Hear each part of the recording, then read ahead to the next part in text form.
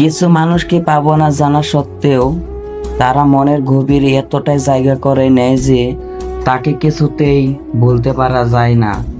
কাছে রাখা আর রেখে দেওয়া দুটোই এক নয়। রাখার স্বপ্ন সবাই দেখে, কিন্তু সবাই রাখতে পারে না।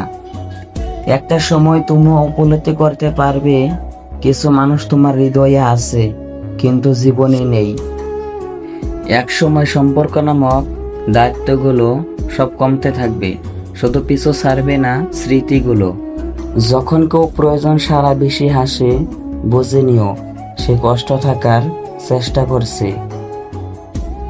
তুমি যতই বড় হবে ততই বুঝতে শিখবে সবার মাঝে থাকার চেয়ে একা থাকা অনেক ভালো।